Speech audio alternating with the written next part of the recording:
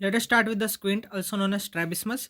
उसमें पहले देखते हैं extraocular muscles, binocular, single vision and classification and types of squint. Squint, also known as strabismus, it is deviation of the one or both the eyeballs due to problem in the extraocular muscles and the ocular movement. Normal person में देखेंगे तो both eyes look at the same direction. Suppose अगर myasthenia gravis हो, eyeball will not be able to move in the particular direction, thus some kind of deviation होगा. और अगर problem होगा third, fourth या सिक्स क्रेनियल नर्व में, so respective muscle do not function properly, thus ocular movement compromise हो जाएंगी जिससे deviation होगा, known as squint. So this is squint. तो पहले देखते हैं actions of the extraocular muscles. Number of extraocular muscles are 7. LPS and levator palpebrae superioris elevation करता है अपर आईलिड का. MR is medial rectus causes inward movement या adduction of the I. LR is lateral rectus जो cause करता है outward movement of the eye, abduction. Abduction A B is बाहर की तरफ, so abduction is outward movement. Nerve supply का trick है mnemonic SO four एलआर6. Lateral rectus is supplied by the abducent nerve.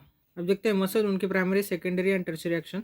Superior rectus का primary action है elevation and secondary action है intorsion. तो ट्री के निमोनिक है scene yes. Superior rectus intorsion करता है, जो भी सुपीरियर हो इंटॉर्शन करता है. टर्शियरी एक्शन है एडक्शन. इन्फीरियर रेक्टस का प्राइमरी एक्शन है डिप्रेशन, एक्सटॉर्शन है secondary action and tertiary action is adduction. Superior oblique का प्राइमरी एक्शन है intorsion, yes seen. So superior है तो इंटॉर्शन करेगा. सो सेकेंडरी एक्शन है डिप्रेशन एंड टर्शियरी एक्शन है एबडक्शन. निमोनिक है याद रखने के लिए. Blood group system ABO. सो ए बी मीन्स अबडक्शन होता है in the O in the that means oblique. Inferior oblique देखेंगे तो प्राइमरी एक्शन है एक्सटॉर्शन, सेकेंडरी एक्शन है एलिवेशन और टर्शियरी एक्शन है एबडक्शन क्योंकि ए बी ऑब्लिक है, A B O. So rotation देखेंगे आई बॉल का, it can be along the two axis. Intorsion हो सकता है, extorsion. This are clinically not visible. Intorsion यानी inward rotation, extorsion is outward rotation. Secondary action of the rectus becomes primary action of the oblique. So ये जो secondary action है rectus की, primary action होती है ऑब्लिक की. Superior rectus की intorsion है तो सुपीरियर ऑब्लिक की प्राइमरी एक्शन है intorsion. Secondary action of the obliques are the primary action of the rectus but opposite. So superior oblique का सेकेंडरी एक्शन है डिप्रेशन, वही प्राइमरी एक्शन होगा सुपीरियर रेक्टस का, लेकिन ऑपोजिट यानी डिप्रेशन का ऑपोजिट है elevation. So intorsion and extorsion eye movements are clinically not visible. All these are the anatomical actions of the muscle. If now supply of all the muscles is cut, still muscle will be able to perform the movement by the external force due to direction of their muscle fibers and tendon. That is manually अगर पुल करेंगे superior rectus को eyeball elevate हो जाएगा. अब देखते हैं rules of the clinical actions of the extraocular muscles. All the primary actions of the muscle predominate in the abducted eye. Means each muscle will preferably perform its primary action when the eye is abducted. All the secondary actions of the muscle predominate in the adducted eye. तो clinical actions, clinical testing देते हैं use to assess if the muscle is acting और not. Superior rectus elevation in the abduction. सुबह जो rectus की होती है जो सेकेंडरी एक्शन यानी intorsion extorsion, this are clinically not visible, इसलिए इनके अपन प्राइमरी एक्शन ही देखते हैं जो होती है predominate in the abducted eye. Superior rectus का होता है elevation in the abduction, inferior rectus depression in the abduction. Superior oblique का देखेंगे depression in the adduction. Ask the patient to look at the tip of the nose. Primary action is not clinically visible, जो होती है intorsion of the superior and inferior का होता है extortion. तो अपन secondary action जो देखते हैं जो प्रिडोमिनेट होती है in the adduction. Inferior oblique का होता है एलिवेशन इन द एडक्शन. तो कब यूज किया जाता है? पेशेंट के with the suspicion of the superior oblique palsy suppose. Which action should be asked to perform to rule out the superior oblique palsy? It is clinical action और testing of superior oblique muscle. Depression in the adduction, not only depression as it can be done by the inferior rectus. So इसलिए अपन बोलते हैं depression in adduction. तो आई का ये देखेंगे ये विजुअल एक्सिस है and this is the orbital axis. Angle between the visual axis and the superior rectus muscle का axis is 23 degree Celsius, sorry 23 degree. So visual axis and orbital axis का angle होता है 23 degree. So muscle बनता है pure elevator when the visual axis is equal to muscle axis. That is when the eye is abducted by the 23 degree. The visual axis becomes muscle axis of the superior rectus. Anatomical axis and the clinical axis of the extraocular muscles देखते हैं. Superior rectus का देखेंगे तो elevation in abduction. Inferior rectus का देखेंगे तो depression in the abduction. Inferior oblique का elevation in the abduction and superior oblique का depression in abduction. Binocular single vision देखते हैं. Two eyes forming a single image is called as binocular single vision. It is possible because of both the eyeballs are looking at the same object as both the eyes are looking in the same direction. लेकिन squint में because of the presence of deviated eyes which have different directions result in the loss of the binocular single vision. So squint is the abnormality in which there is loss of the binocular single vision. There are grades of binocular single vision. Grade 1 होता है SMP यानी simultaneous macular perception, image formed at the same time on the both macula. So this is grade 1. Grade 2 fusion होता है, images formed in the right and left eyes superimpose on each other in the brain. This is grade two. Stereopsis means binocular depth perception. Animal के eyes face करते हैं two different direction sides में, that's why उनमें depth perception नहीं होता, अपन में होता है. Two eyes looking from the two angles give the perception of the depth. Mechanism of the formation of binocular single vision देखते हैं. Antagonist, a pair of muscle having the opposite action in the same eye, जैसे कि right lateral rectus and right medial rectus. Synergist, a pair of muscle having the same action in the same eye, यानी right superior rectus, right inferior oblique, दोनों elevation करेंगे. Yoke muscles also called as contralateral synergist. Pair of muscles होते हैं one in each I that help both eyeballs move together in the same direction. It is known as version or conjugate movement. जब दोनों eyes same direction में move करते हैं, it is known as version movement. Yoke muscle के example है left lateral rectus and right medial rectus cause करते हैं levoversion. Both eyes look towards the left side. RLR and LMR causes right dextroversion, means दोनों देख रहे हैं right side की तरफ. RSR is elevation in the abduction, LIO is elevation in the adduction, dextroelevation करेंगे. Tree के flip करेंगे name को. RSR है तो उसका R यानी राइट का कर देंगे left. S is superior, superior का इन्फीरियर एंड रेक्टस का oblique. RIR is depression in abduction, LSO is depression in adduction, तो डेक्स्ट्रो डिप्रेशन करेंगे. सेम वे से अपन फ्लिप करेंगे नेम्स. लियो डिप्रेशन होता है, लियो एलिवेशन होता है, सर सम वर्जन होगा. It is all the four elevators are acting together, तो अपन ऊपर देख रहे हैं. Bilateral elevation, bilateral depression is dual some version, यानी चारों डिप्रेशर काम कर रहे हैं यहाँ पे. चौथा है Hering's law of the equal innervation to a pair of yoke muscles. Same amount and same time duration impulse should be given to the pair of yoke muscles. Intensity, amount and intensity, it is applied in the secondary deviation and the inhibitional palsy. It is not followed in the DVD any dissociated vertical deviation. Sherrington law of the reciprocal inhibition means reciprocal is antagonist, inhibition means relaxation. For two yoke muscles to contract, each of the antagonist muscle of the yoke muscle should relax. For example, to look at the right side, right lateral rectus and right medial rectus yoke muscles, left medial rectus yoke muscles should contract according to the Hering's law. So right medial rectus and the left lateral rectus antagonist muscles should relax according to the Sherrington's law. So for each binocular vision there are at least 4 muscles which act together, जिसमें 2 contract करते हैं and 2 relax करते हैं. Contraction of the muscles is affected in the nerve pulses, relaxation of muscles is affected in the spasmodic conditions. Classification देखते हैं strabismus का. Apparent squint also known as pseudo strabismus. It looks like there is deviation, actually not squint. True squint में types होते हैं. Latent squint, it is type of heterophoria, hidden deviation which manifest under ocular stress like excessive near work. It is squint which is present but not visible. तो near reflex में accommodation होगा, convergence होगा, meiosis होगा. Patient complains sometimes I deviated after studying 2 hours. So using near reflex for long time convergence होगा, muscle get tired, thus extraocular muscle not able to maintain the fusion, they deviate, squint हो जाएगा. Then if break from the study, muscles relax and functions again. तो squint गायब हो जाएगा. Next है manifest squint, it is known as heterotropia. It is the squint which is always visible. Further classified into 2 groups: comitant squint, incomitant. Comitant is when the deviation remains constant. Comitant, constant in all the direction of the gaze, yani primary deviation is equal to secondary deviation. Incomitant squint is when the deviation varies different direction of the gaze, so primary deviation कम होता है than the secondary deviation. Patient came with the squint, we measure the angle of deviation 45 degrees आया suppose. Ask the patient to look up, deviation अभी 45 था. Ask to look down, right left deviation between the two eyes still remains same, तो ये होगा comitant squint. Patient आया 45 degree के deviation के साथ, आपने ऊपर देखने को कहा तो डेविएशन 0 हो गया. पेशेंट को राइट में देखने को कहा तो मोर देन 90 हो गया suppose, so it is incomitant deviation. Strabismus अपन ने देखा, अपरेंट डेविएशन यानी सूडो स्ट्रैबिस्मस. ट्रू डेविएशन में आता है latent squint, heterophoria. Manifest squint में आता है हेटेरोट्रोपिया, कॉमिटेंट एंड इनकॉमिटेंट. इनकॉमिटेंट में फर्दर आता है paralytic squint and restrictive squint. अब केस देखते हैं. Patient present किया with a 45 degrees exo in the right eye and it is primary deviation. So we ask to look at an object from the right eye. So right eye adduct किया due to the action of the right medial rectus muscle and the left lateral rectus is also activated according to the Hering's law of the equal innervation to a pair of yoke muscles. अब जिसकी वजह से right eye moves in and the left eye moves out leading to the formation of squint, this is secondary deviation. तो patient आया था ये right I एक्सो के साथ 45 डिग्रीज का, अभी राइट आई से देखने को कहा तो इसका भी इनर्वेशन होगा हेरिंग्स लॉ से इक्वल इनर्वेशन होगा, तो ये इधर डिवेट हो जाएगा. It is secondary deviation. This secondary deviation occurs due to Hering's law. Patient of the squint we measure the degree of deviation. So primary deviation is the deviation with which the patient presents where the normal eye is looking at the object. Secondary deviation is when the deviated eye is looking at the object and the normal eye appears deviated. So ये deviated eye था, ये normal eye से देख रहा था patient, अभी deviated eye से देख रहा है तो normal eye का भी कुछ deviation हो जाएगा, it is secondary deviation. Difference देखते हैं between comitant and the incomitant squint.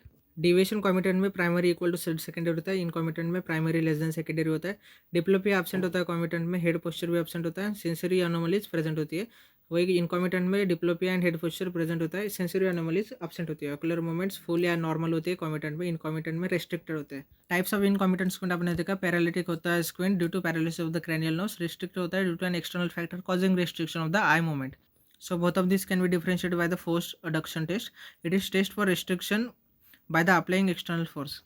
If eye moves with the external force, it is paralytic squint. No external restriction is present. If the eye does not move with the external force, means restrictive squint is present. So FDT positive आता है. Means bony fracture है that is not allowing eye to move up.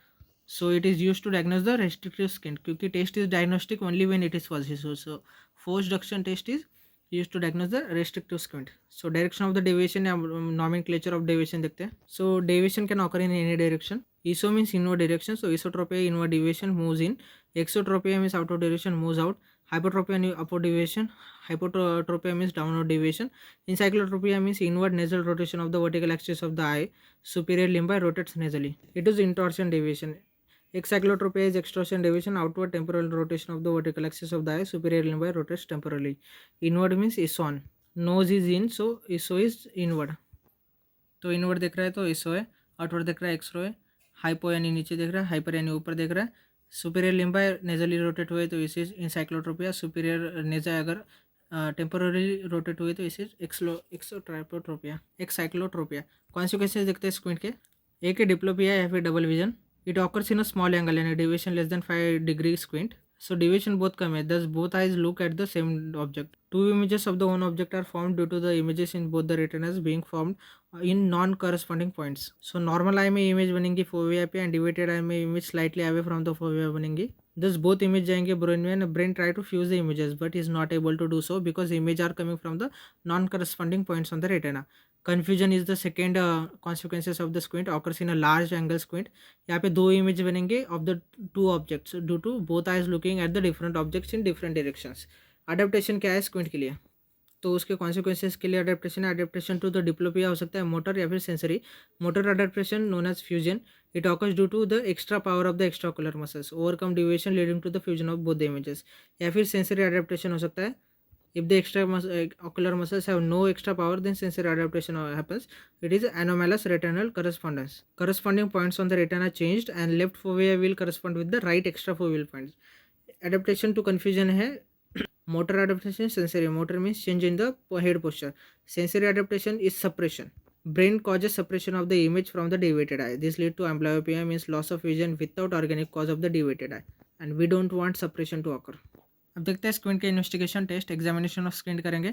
Test for squint, उसमें पहला है examination of the ocular movements in all the direction of the gaze, 9 number of gazes usually done to narrow down the group of muscle affected. तो ये सारी movement करने को बोलेंगे अपन। Sursumversion, levoelevation, dextroversion, levoversion, dextrodepression, deorsumversion, levodepression. Next is assessment of the visual activity.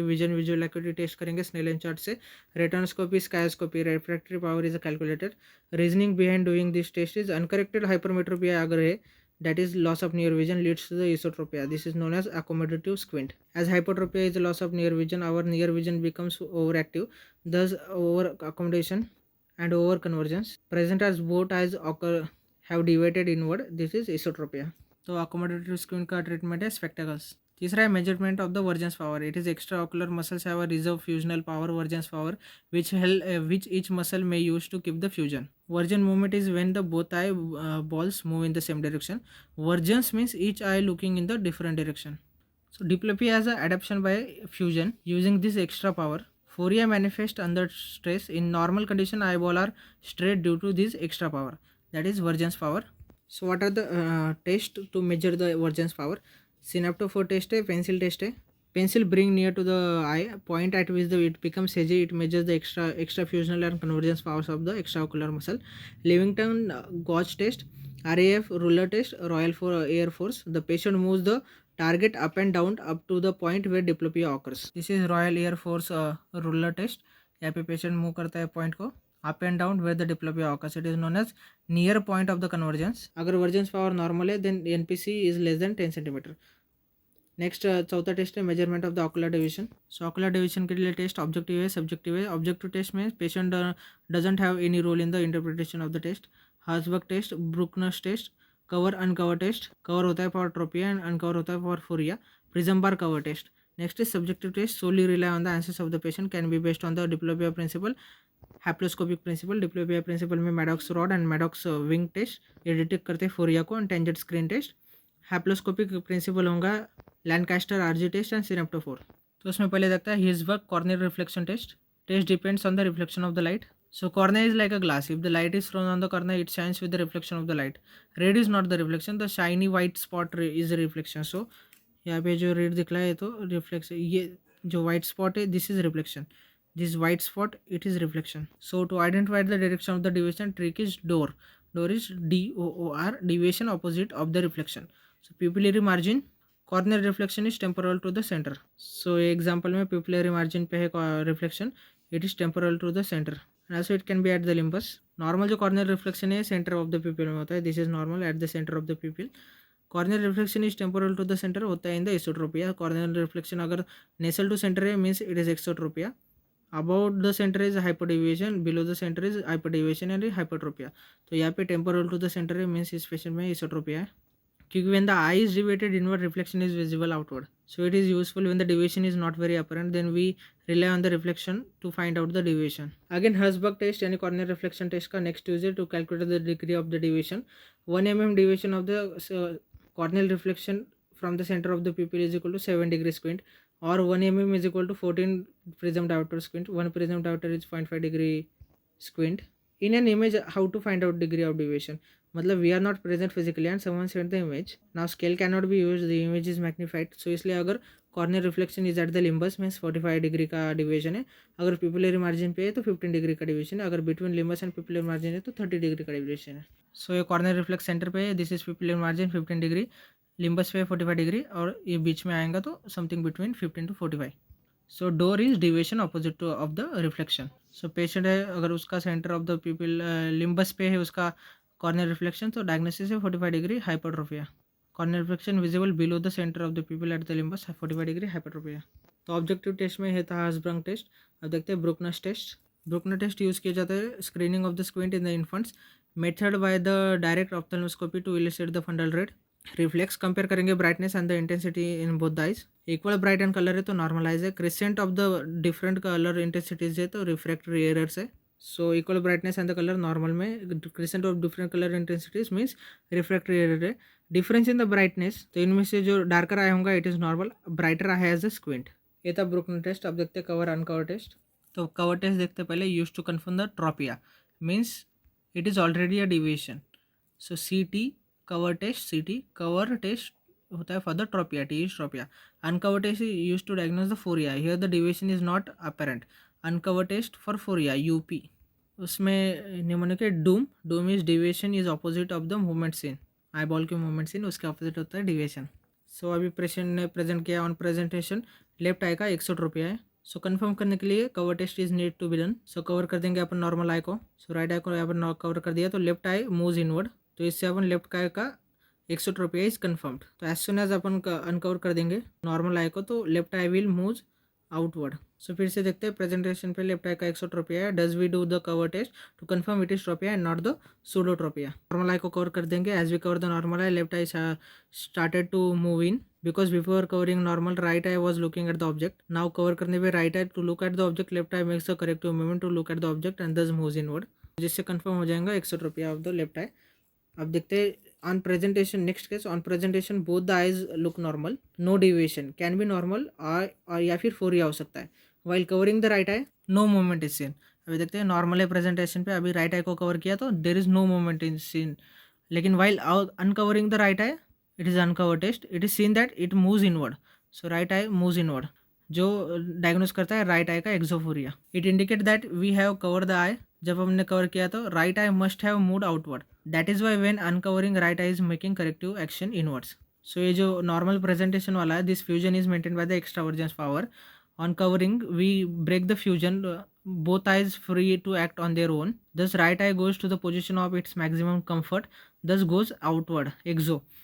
When uncovered, right eye again tries to make fusion. So movement inwards, thus direction of the deviation is exo, because deviation is opposite of the eyeball movement.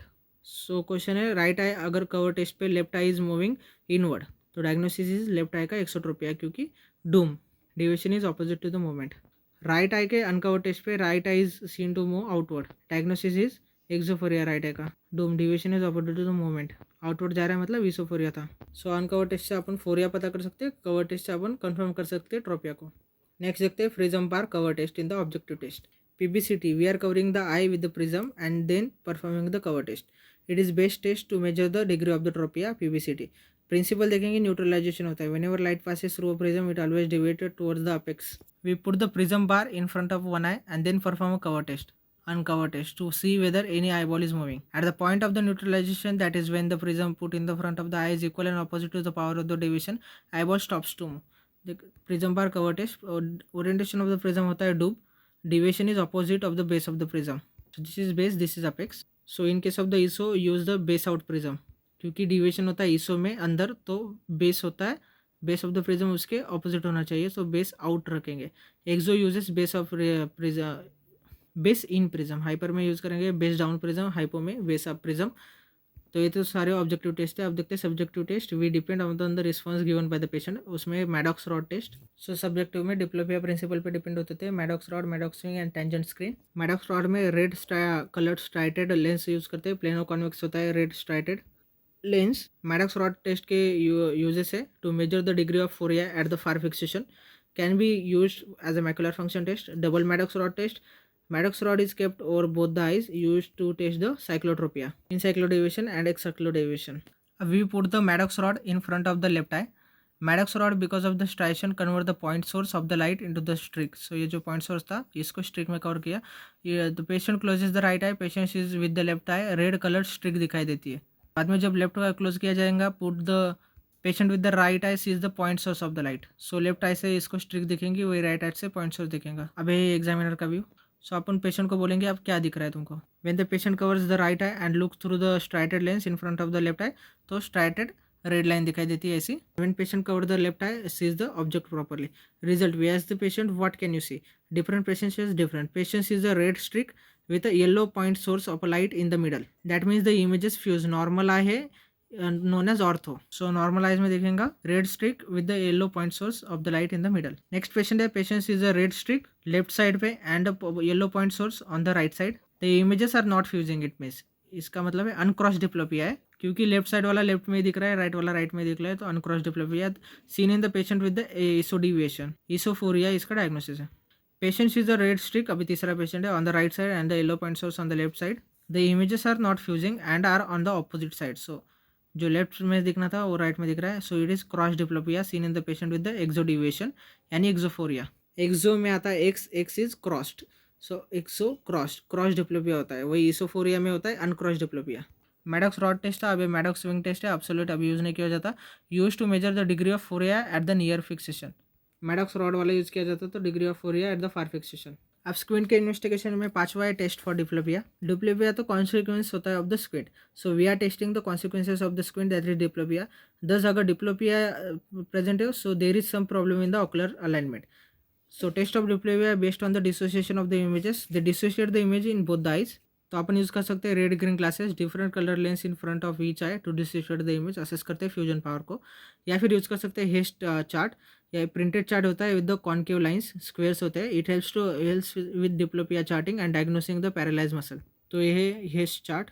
तो ये जो red dots है chart पे, they denote the extent of the visual field. That is with particular muscle we can look till that particular point. So ये red chart point तक दिखना चाहिए. We एक्स the patient to look in the each direction and plot till they can easily see. Normal points of each muscle action are plotted with the red. तो यहाँ तक तो दिखना ही चाहिए. तो अभी देख सकते हैं ये पेशेंट में superior oblique muscle is deficient in the visual field. Therefore इसका जो एंटागोनिस्ट होता है inferior oblique, it start to overact slightly. तो ये थोड़ा ऊपर रेड डॉट से चला जाएगा इन्फीरियर ऑब्लिक. यहाँ पे डिफिशिएंट आएगा, ये विजुअल फील्ड काम नहीं करेंगे क्योंकि सुपीरियर ऑब्लिक मसल काम नहीं कर रही, डिफिशिएंट है.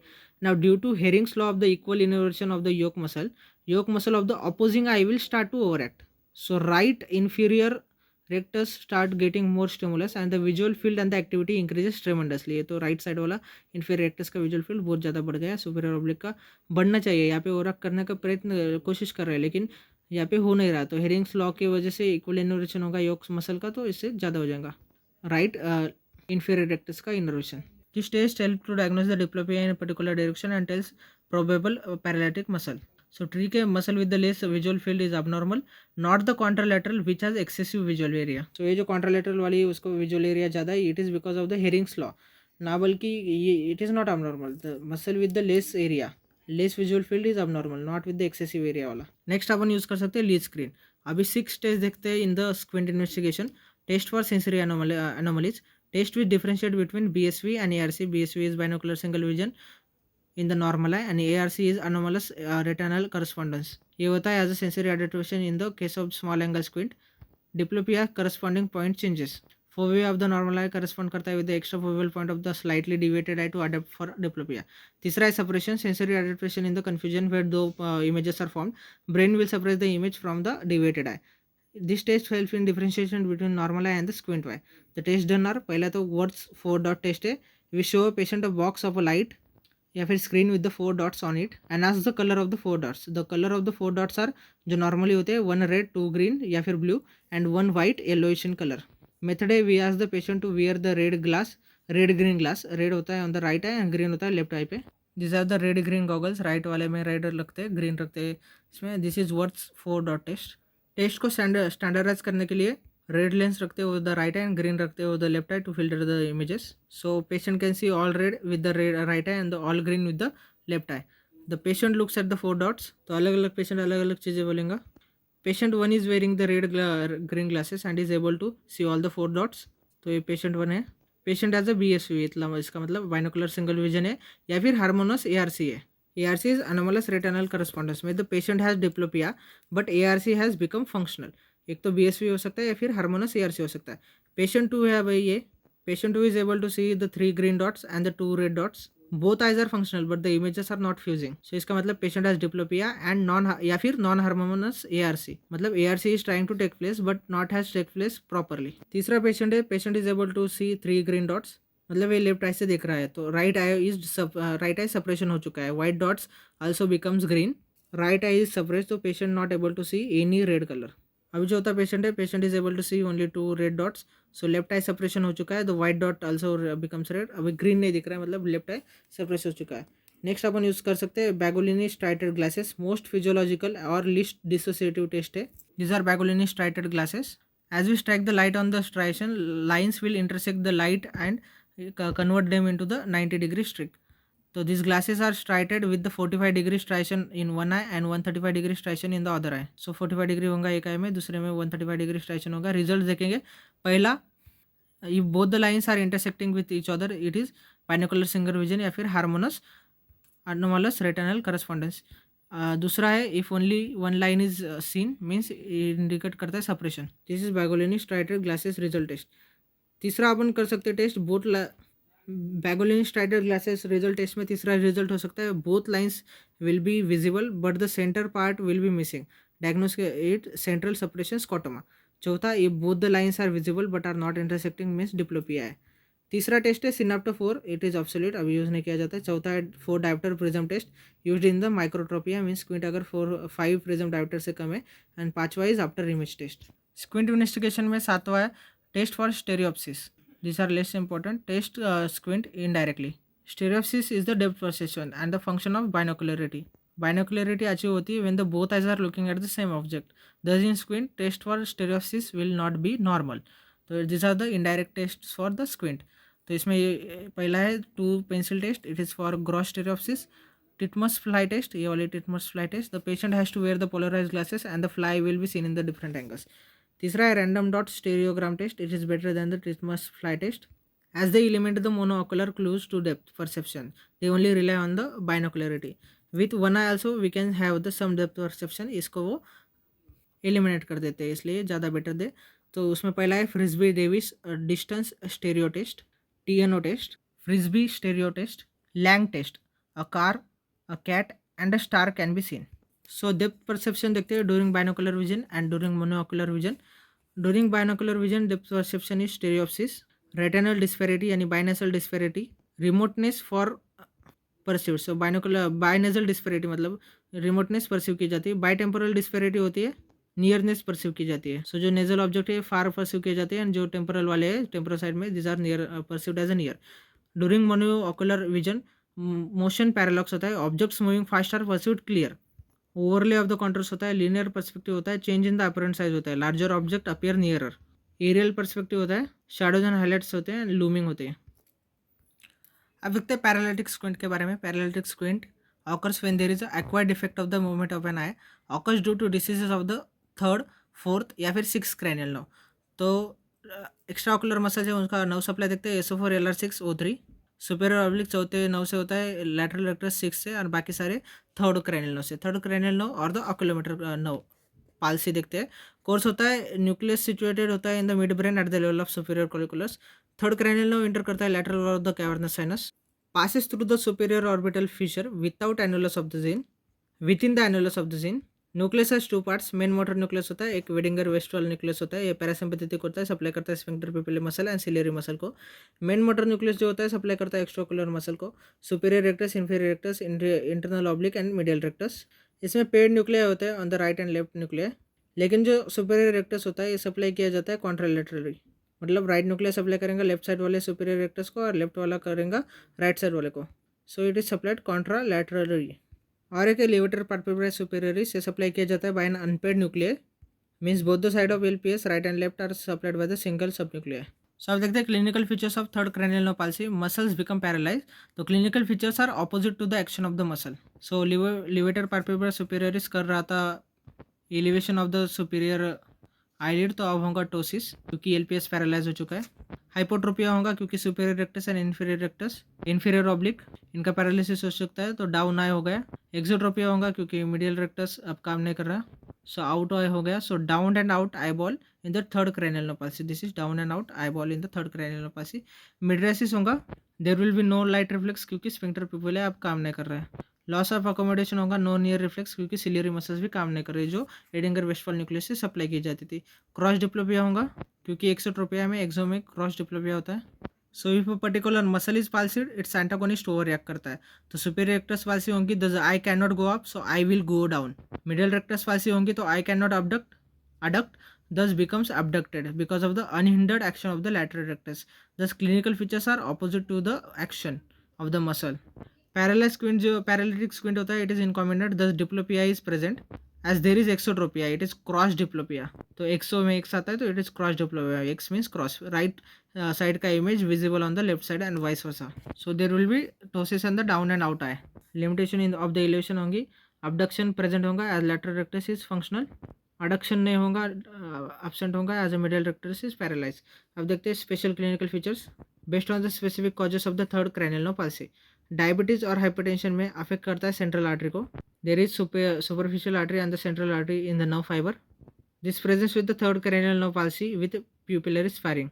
Thus pupil, that is sphincter pupillae, will be normal, thus mydriasis is not seen. Thus light reflex is present, near reflex is absent क्योंकि ciliary muscles are still paralyzed. Next है uncle herniation. Herniation is a compressive lesion, thus compress peripheral artery first. Thus only peripheral nerve losing their function. They only supply sphincter pupillae. So only sphincter pupillae is paralyzed. So only mydriasis is seen in the uncle herniation. वही diabetes and hypertension में देखा था, affect करता है central artery को, तो sphincter Pipili paralyse नहीं होगा क्योंकि वो आउटसाइड होता है, पेरिफेरी पे होता है। Benedikt syndrome, it is contralateral extrapyramidal sign, third cranial nerve palsy with flapping tremors. So these flapping tremors are the contralateral extrapyramidal signs. Lesion is through the red nucleus. So इसका trick है Benedikt syndrome का, BFR is that is breakfast.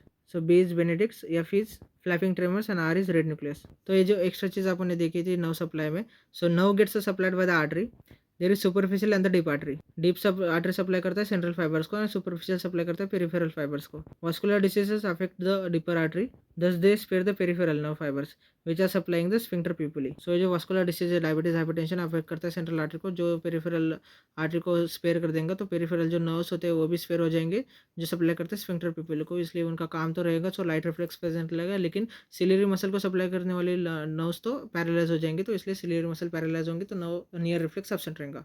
Next है Weber syndrome, third cranial nerve palsy with the contralateral hemiparesis, lesion is through the cerebral peduncle. तो उसका trick है which, WCH, Weber syndrome, C is cerebral peduncle, lesion is through cerebral contralateral hemiparesis होगा H।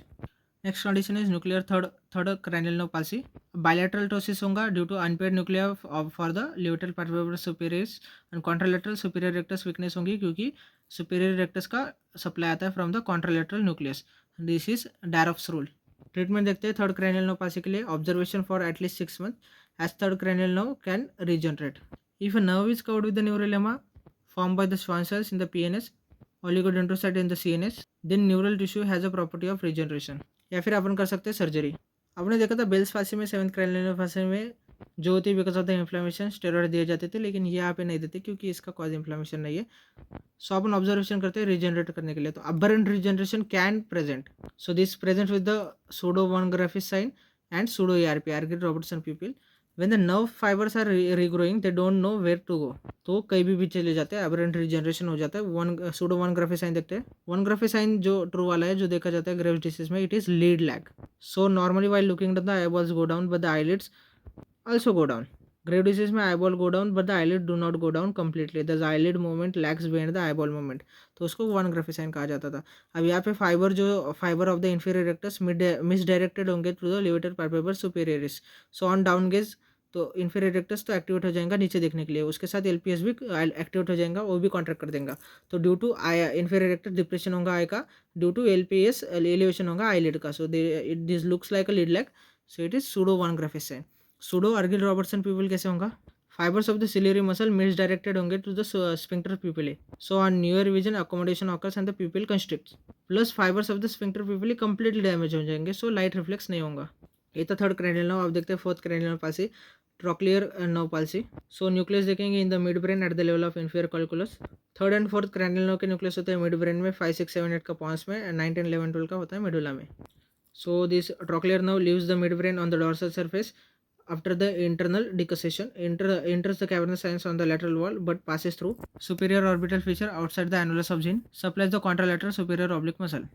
So only when the new lesion is in the nucleus then the manifestation is the contralateral superior oblique। अगर lesion anywhere else it is ipsilateral superior oblique, क्योंकि जो डिकसेशन था वो nucleus में भी हो चुका है। तो clinical feature of the fourth cranial nerve palsy, clinical features are opposite to the action. Excyclotropia होगा क्योंकि अब वेन टॉर्शन नहीं हो रहा, डिप्रेशन नहीं हो रहा है, इसलिए हाइपरट्रोपिया होगा। Increase hypertropia on adduction, elevation in adduction, increase hypertropia on opposite gaze, means when left eye moves to the right और right moves to the left, that is adduction. Clinical action होता है depression on adduction. Vertical diplopia is experience on the climbing down stairs. अब to walk the down have to look the down. One eye can look but other can't look down completely as superior oblique is paralyzed. On climbing up both the eyes can look up, so उसमें problem नहीं होगा, लेकिन experience किया जाता है vertical diplopia while climbing down stairs। Head posture देखेंगे, head performs the action the same action as of the paralyse muscle. Superior oblique paralysis हो गया तो eyes are up, we take the head down to look forward, that is head performs the action of the superior oblique, that is depression. So for depression, chin depression takes place. For intorsion, head tilts toward the opposite side. In right palsy, towards the left side and vice versa. For depression in adduction, face turns toward the opposite side. So head perform करता है the action same as the paralyzed muscle। Treatment देखते हैं fourth cranial palsy के लिए। Treatment is surgical, treatment done according to the NAPS classification। Most common procedure is inferior oblique weakening as it is overacting। For diagnosis of any superior or inferior muscle palsy, Parkes 3-step test is done। Identify the hypertrophic eye, so identify the hypertrophic eye। left eye hypertrophic can be due to paralysis of the superior oblique or inferior rectus। clinical action होती है superior oblique की depression in adduction, rectus की होती है depression in abduction। hypertropia increases in the direction of the clinical action of a paralyzed muscle either in the right gaze or the left gaze। so mnemonic है ऊग, hypertropia worse on opposite gaze। so यहाँ पे hypertropia increase हो रहा है on the right gaze। and step 3 है hypertropia increases on tilting the head in the same direction of the cyclical action। तो उसका mnemonic है boot, hypertropia gets better on opposite tilt। so head tilting toward the right side, intorsion for left eye, hypertropia decreases। on left head tilt, hypertropia increased।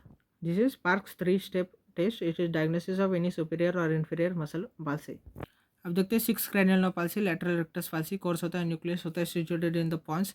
On exit from the brain stem it passes through the Dorello canal enter करता है cavernous sinus, run in the lateral wall, then passes through the superior orbital fissure inside the annulus of Zinn, supply करता है ipsilateral lateral rectus muscle को। Clinical feature है of the sixth cranial nerve palsy, clinical features are opposite to the action of the lateral rectus, यानी esotropia होगा, limitation in the abduction होगा, अनक्रॉस diplopia होगा क्योंकि इसो में अनक्रॉस डिप्लोपिया होता है। Head posture, head performs the same action as of the paralyse muscle, तो face करेंगे, face turns towards the same side.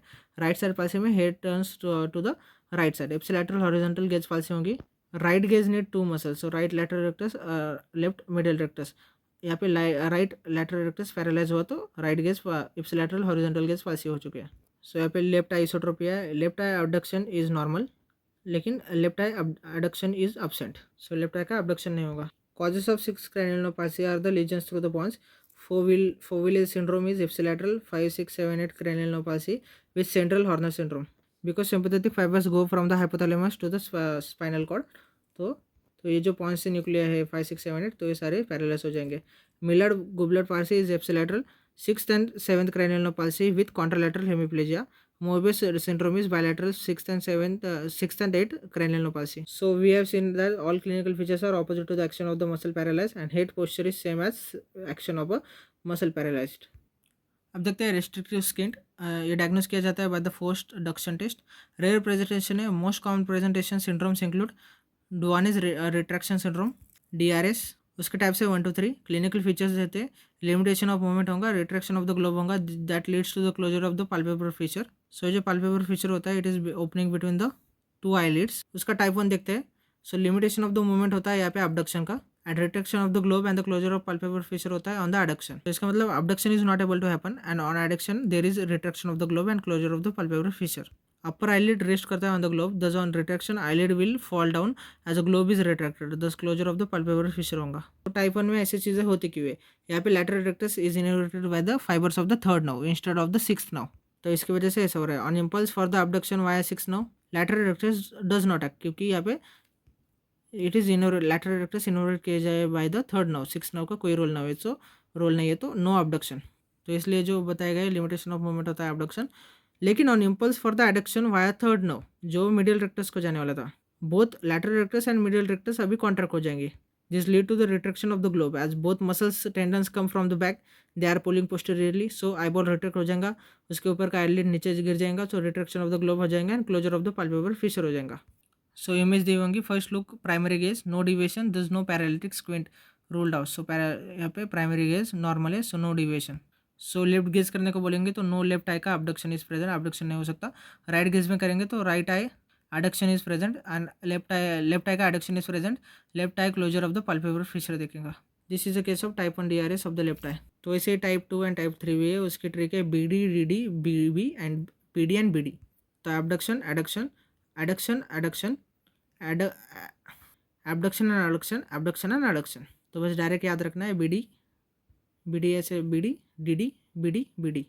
Next है brown syndrome, occurs due to congenitally tight superior oblique tendon. तो superior oblique remains contracted, so superior oblique can not relax, so it's उसका antagonist जो होता है inferior oblique can not contract.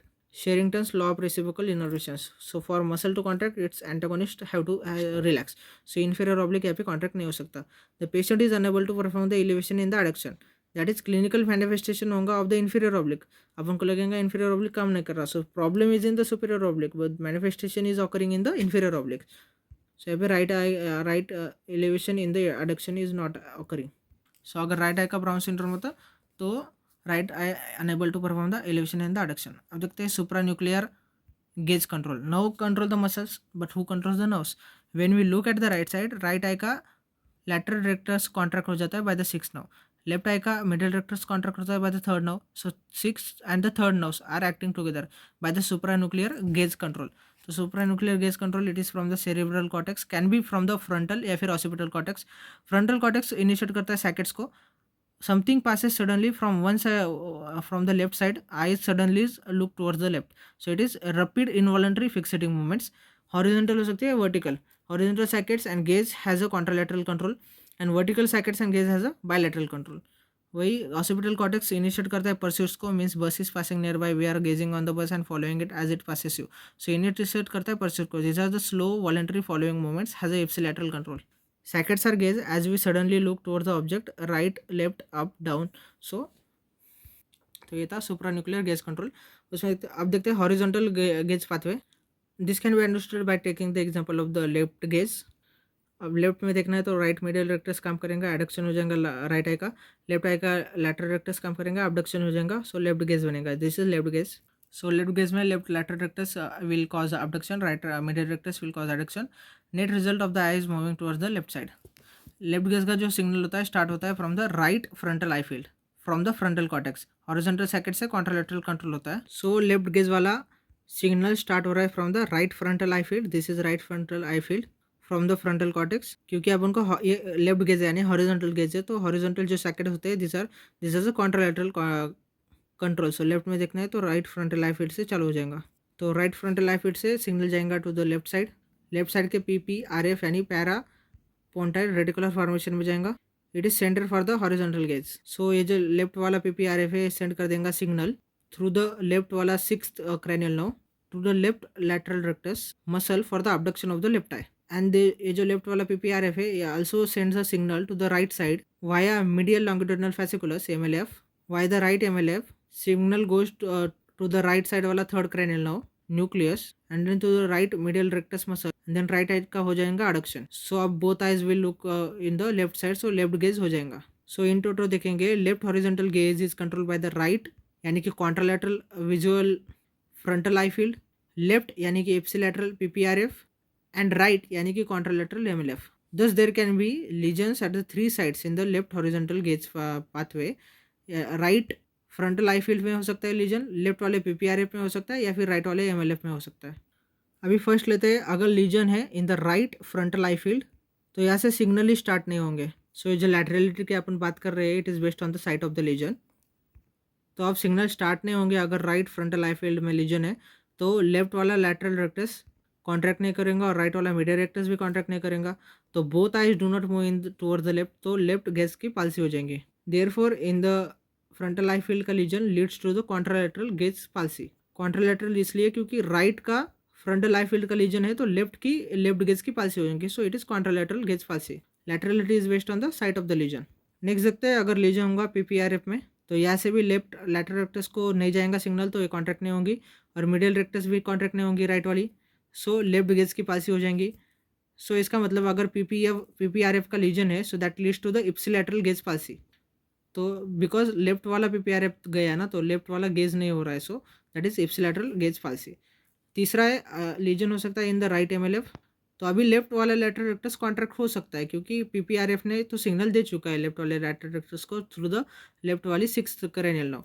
लेकिन तो इसका मतलब लेफ्ट यानी कॉन्ट्रालैटरल अबडक्शन इज प्रेजेंट, लेकिन राइट मिडियल रेक्टस यहाँ पे अनेबल टू कॉन्ट्रैक्ट क्योंकि MLF से आगे जाना था सिग्नल को।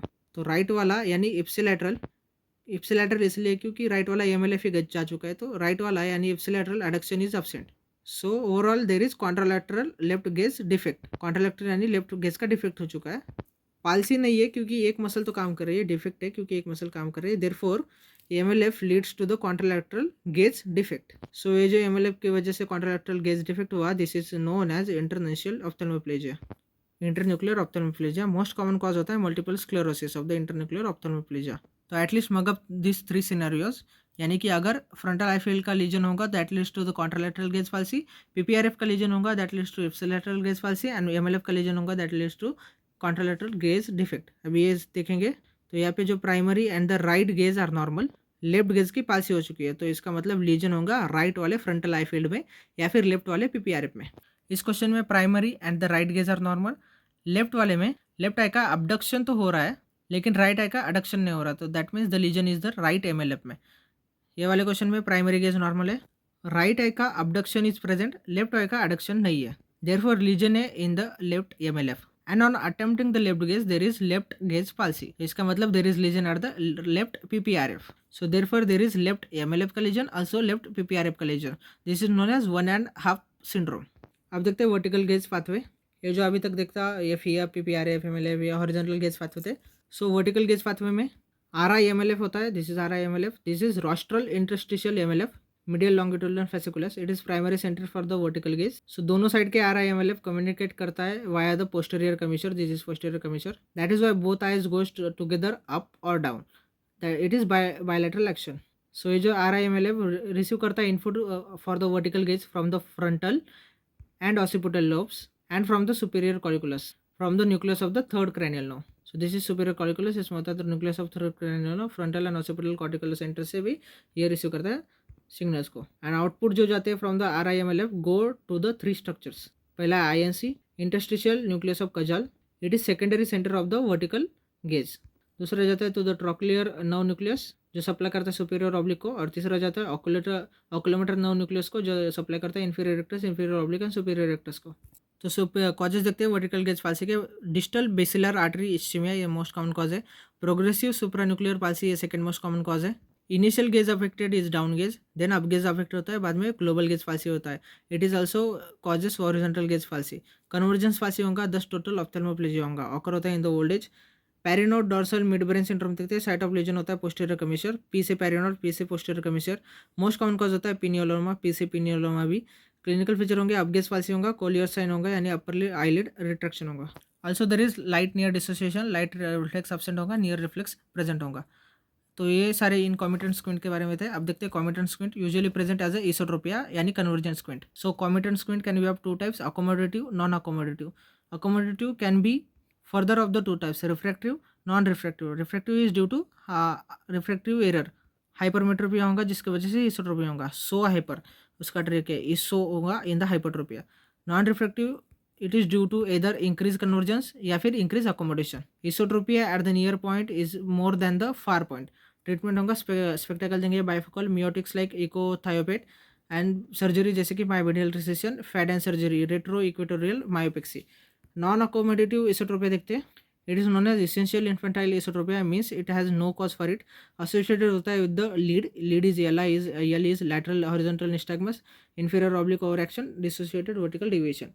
It is always a large angle squint more than 30 prism diopter leads to the amblyopia in the deviated eye. अभी जो लार्ज एंगल स्क्विंट होगा इसकी वजह से 2 इमेजेस बनेंगे. डिवेटेड आई सप्रेस किया जाता है by the brain and loss of vision होगा ऑफ द डिवेटेड आई.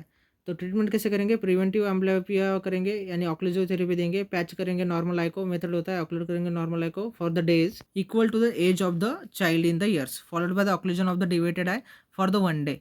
अगर 4 साल का बच्चा है तो 4 दिन के लिए नॉर्मल आई को ऑक्लूड कर देंगे और 1 दिन को अनडिवेटेड आई को ऑक्लूड कर देंगे. पेनलाइजेशन कर सकते हैं यानी यूज़ करेंगे atropine eye drops in the normal I. Atropine mediated के जो ज़्यादा लाइट जाएंगे फोटो पे भी होगा, सो वॉलंटरी पेशेंट को ऑक्लूड कर देंगे यानी क्लोज कर देंगे नॉर्मल आई को. या फिर अपन कर सकते हैं surgery, recession and resection. Recession means it is lengthening procedure, it leads to weakening of the muscle. Resection means we are cutting the muscle and making it short. Shortening, shorter the muscle, it has more power, shortening the muscle. So for esotropia, medial rectus recession and lateral rectus resection is done. Pseudostrabismus यानी apparent deviation, actually no squint, it just looks like a squint. Pseudostrabismus होता है pseudo esotropia, pseudo exotropia. Pseudo esotropia means apparent convergent squint. Causes होते हैं telecanthus means increase intercanthal distance with the normal interpupillary distance. So ये telecanthus interpupillary distance normal होता है लेकिन intercanthal distance बढ़ चुका है. It looks like a esotropia but it is pseudo esotropia. दूसरा epicanthus, congenital nasal fold of the skin connecting the middle part of the eyelid and the lower lid present होता है, upper lid and lower lid के बीच में होता है. Myopia, तो उसका ट्रिक है stem. S for pseudo esotropia, T for telecanthus, E for epicanthus and M is myopia. Next है pseudo esotropia means apparent divergence squint होता है. पहला हाइपरटेलोरिज्म यानी increase intercanthal distance, increase interpupillary distance, return for the prematurity and hypermetropia. तो stem यानी pseudo esotropia में M यानी myopia है, तो सूडो एक्सोट्रोपिया में होता है हाइपरमेट्रोपिया. सो हाइपर तो यहाँ पे इस सो हाइपर नहीं है, यहाँ पे सूडो एक्सोट्रोपिया होता है इन द हाइपरमेट्रोपिया. एपिकैंथस में medial canthus is not seen. Example of pseudo esotropia, not a esotropia. This is medial canthus. Epicanthus में medial canthus is not seen. So our upper and lower eyelid meet at the 2 corner, lateral and medial canthus. यहाँ पे there is extra fold of the skin near the middle canthus connecting the upper and lower eyelid. Thus, this is epicanthal fold of the skin. It makes the eye appear isotropic, but actually eye is not isotropic. So ये epicanthus extra fold है. Next देखते हैं ocular myopathies. उसमें पहला है myasthenia gravis. Ocular features include ptosis, usually bilateral and asymmetrical. एक eye ज़्यादा टोटिक होता है than the other one. ऑप्थेल्मोप्लेजिया होगा, restriction of ocular movements होगा, may be partial or total. Diplopia due to ptosis और ophthalmoplegia. Cogan lid twitch sign upshoot होगा of the upper lid when the changing gaze from down to the primary position. So when we look down, eyelids are also down. Now when we come in the normal position, gaze eyelid go further up and then becomes normal. So इसको upshoot of the upper lid कहा जाता है. Cogan lid twitch sign. Diagnosis of the myasthenia gravis is differential DD of the squint and ptosis. Ice pack test करेंगे, put on the ptotic eyelid, it will improve. Tensilon test या फिर इड्रोफोनियम test कर सकते हैं. Short acting एंटीकोलिनेस्टेरॉइड है, 0.2 mg EDR देंगे, इड्रोफोनियम देंगे, increase हो जाएगा acetylcholine at the cleft, improve हो जाएगा माइस्थेनिक टोटिक आईलिड. सो ये टेस्ट के बाद के रिजल्ट है. नेक्स्ट ऑक्यूलर मायोपैथीज है chronic progressive external ophthalmoplegia. It is mitochondrial disorder, causes are uropathic as a part of the Kearns Sayre syndrome होता है, may be associated with the oculopharyngeal dystrophy. Ocular feature होते हैं ptosis, ये first sign है. ऑप्थेल्मोप्लेजिया progressive होता है, upward movement lost होती है, बाद में लैटरल मूवमेंट लॉस्ट, बाद में downward gaze lost, order of loss of gaze होता है, upward lateral downward, no diplopia.